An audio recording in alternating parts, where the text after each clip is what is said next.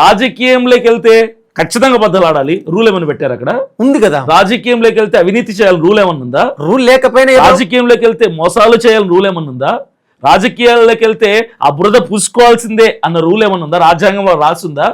లేదంటే అక్కడికి వెళ్ళంగానే ప్రమాణ స్వీకారంలో అభినయ్ దర్శన్ అనే నేను ఈ రోజు నుంచి మోసాలు చేస్తాను, బురద పూసుకుంటాను, కబ్జాలు చేస్తాను, దౌర్జన్యాలు చేస్తాను, మిగిలిన రాజకీయ నాయకుల్లాగే నేను కూడా అదే తోవలో నడుస్తా అని ప్రమాణ స్వీకారం ఏమైనా చేయిస్తారా? చేయించరు కదా. అవును. అంటే that's depending upon our mind set అంటారు. అది ఒక వ్యక్తి యొక్క మనస్తత్వాన్ని బట్టి ఉంటుంది. ఇప్పుడు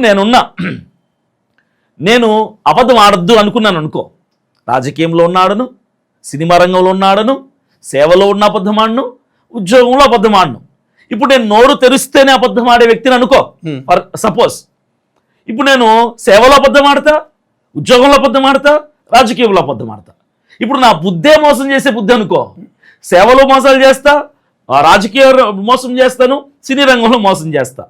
ఇప్పుడు నేను నీతిమంతుని అనుకో, అంటే నేను బైబిల్ని ప్రకటించేవాడిని, నేను ఒక సువార్థికుని, నేను ఒక సేవకుని, నేను ఒక పాస్టర్ని. యాజ్ ఎ పాస్టర్ నేను ఏం చేయాలంటే నీతిమంతుడైన క్రీస్తు ప్రభులు అని వెంబడించాలి. అంటే ఆయన వేసిన మార్గంలో నేను నడవాలి. ఇప్పుడు నేను నీతిగా ఉన్నా, ఇప్పుడు సేవలో ఉన్నప్పుడు నేను నీతిగా ఉన్నా. ఈ నీతి రాజకీయంలోకి ఎందుకు పోతుంది? ఎవరైనా లాగేసుకుంటారా? అది మైండ్ సెట్ కదా. ఇప్పుడు నా బైబిల్ నాకు ఒక పరిధిని, ఒక బార్డర్ పెట్టినప్పుడు ఆ లిమిట్స్ని దాటి నేను ఎప్పుడు వెళ్ళను.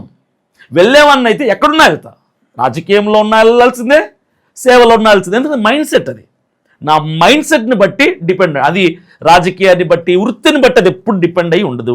క్రైస్తవులందరికీ ఎవరైతే రాజకీయం అనేది ఒక బురద, అక్కడికి వెళ్తే ఖచ్చితంగా పాపం చేయాల్సిందే అంటాడో వాళ్ళందరికీ నా సమాధానం ఏంటంటే, నీ బుద్ధి మంచిదైతే నువ్వు ఎక్కడున్నా మంచిగా ఉంటావు. అది రాజకీయంలో కూడా.